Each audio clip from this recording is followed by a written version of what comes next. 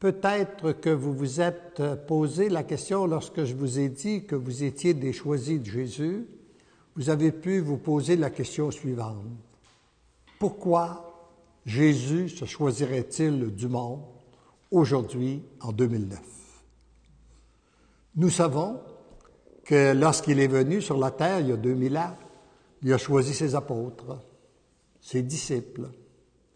Nous savons que depuis ce temps, il a choisi des prêtres, des religieux, des religieuses, des saints, des martyrs, pour permettre à son Église de se rendre jusqu'à nous. Mais pourquoi, aujourd'hui, en 2009, il se choisirait encore du monde et des laïcs? Eh bien, c'est à cause des temps privilégiés que nous vivons. Nous vivons dans un monde où le mal abonde, mais les grâces surabondent. Lorsque ce volume-ci a paru, c'est le père Jacques Lausier de l'Informateur catholique qui a été le premier à le commenter. Et il a titré son article « Nous sommes à l'aurore de la plus belle des histoires du monde ». C'est pas petit, là. Nous sommes présentement à l'aurore de la plus belle des histoires du monde. Alors, j'ai compris que c'était une des phrases très importantes qu'il y avait dans le volume, et à chaque fois que j'ai rencontré un groupe depuis ce temps, je leur ai dit « Nous sommes à l'aurore de la plus belle des histoires du monde ». Au début, je le disais dans la foi, parce que c'était écrit, je croyais que Jésus avait dit vrai, et je répétais cette phrase.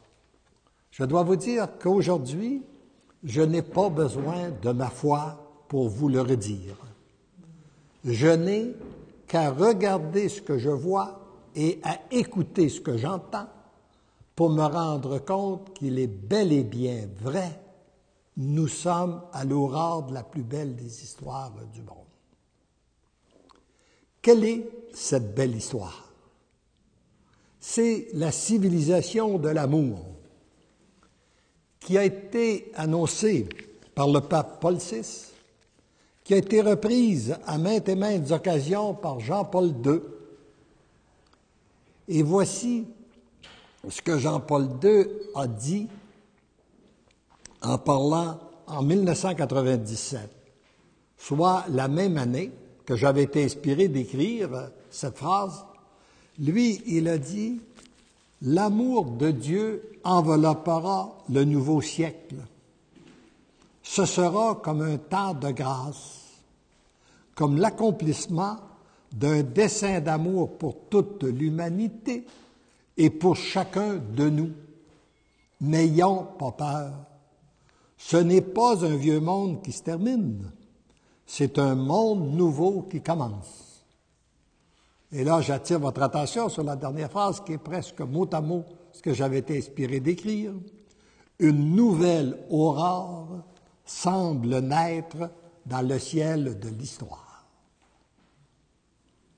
On peut retrouver aussi dans les textes la parole de Dieu.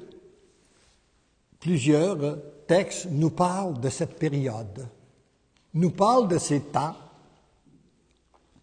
et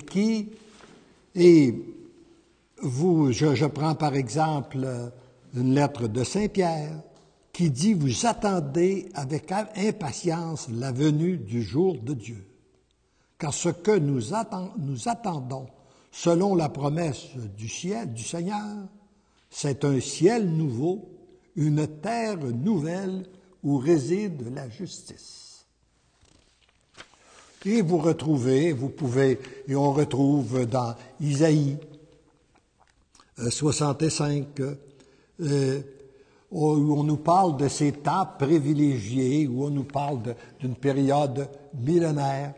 On dit « On oubliera les angoisses anciennes, elles auront disparu de mes yeux, car voici que je vais créer des cieux nouveaux, une terre nouvelle. On ne se souviendra plus du passé. Il ne reviendra plus à l'esprit. Mais soyez pleins d'allégresse et exultez éternellement ce que moi je vais créer, car voici que je vais faire de Jérusalem une exultation et de mon peuple une allégresse. Et on le retrouve dans l'Apocalypse, à plusieurs endroits, Apocalypse 21, où on a dit « Puis je vis un ciel nouveau, une terre nouvelle, car le premier ciel et la première terre ont disparu de la mer, il n'y en a plus, et je vis la cité sainte, Jérusalem nouvelle qui descendait du ciel, de chez Dieu. Elle s'est faite belle comme une jeune mariée parée pour son époux. J'entendis alors une voix clamer du trône, « Voici la demeure de Dieu avec les hommes. Il aura sa demeure avec eux. Ils seront son peuple, et lui, Dieu, avec eux, sera leur Dieu. Il essuiera toute larme de leurs yeux. De mort, il n'y en aura plus.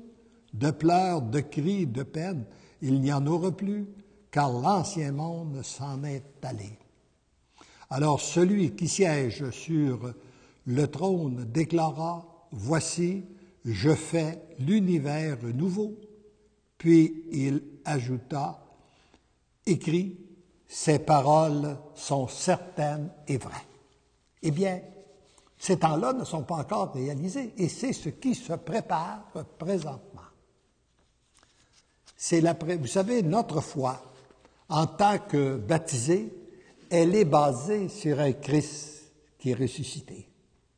Mais elle est aussi basée sur un Christ qui revient dans sa gloire. Et c'est ce que nous disons régulièrement à chaque fois que nous entendons, à chaque fois que nous assistons à l'Eucharistie, nous attendons ton grand retour dans la gloire. Et lorsque le Christ revient, il est venu la première fois pour racheter nos fautes, et lorsqu'il revient,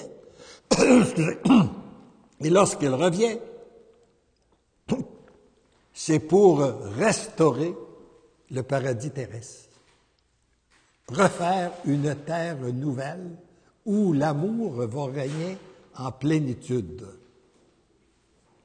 Je ne sais pas si vous, comme moi, il vous est arrivé parfois, dans des moments de souffrance, d'en vouloir un peu à Adam et Ève, en leur disant, vous là, si vous n'aviez pas péché, il n'y aurait pas tant de souffrance dans ce monde. Mais ce qui est intéressant de découvrir, c'est que là, c'est la terre entière qui va retourner au paradis terrestre avec le grand retour de Jésus. Où nous allons. Et si ça vous intéresse de retourner au paradis terrestre, il faut découvrir le chemin du retour. Et vous allez voir comme il est simple.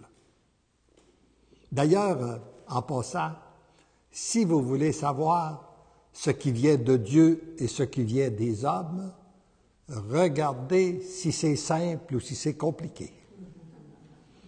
Quand c'est simple, ça vient de Dieu.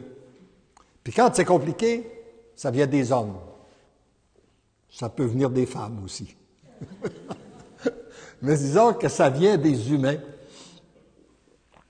Alors, ce qui est simple, c'est de prendre le chemin inverse de nos premiers parents. Pourquoi nos premiers parents ont-ils perdu le paradis terrestre? Uniquement pour une chose. Ils ont refusé de faire la volonté de Dieu pour faire leur volonté propre. Alors, pour y retourner au paradis terrestre, il faut refuser de faire notre volonté pour faire la volonté de Dieu. Voyez-vous comme c'est simple? Je me demande pourquoi on n'y a pas pensé avant. On aurait pu s'exempter beaucoup de souffrances. Mais même si ce paradis terrestre va être vécu en plénitude uniquement au grand retour de Jésus, qui est sûrement pour très bientôt. En passant, parfois il y a des gens qui me demandent, est-ce que tu sais quand Jésus va revenir? Je réponds oui, demain. Vis aujourd'hui comme si c'était ta dernière journée pour être prête à le rencontrer et tu ne feras pas d'erreur. On sait que le jour, la date, l'heure exacte, on ne le sait pas, seul le Père le connaît. Mais chose sûre, c'est qu'en se préparant à le rencontrer, on ne fait pas d'erreur.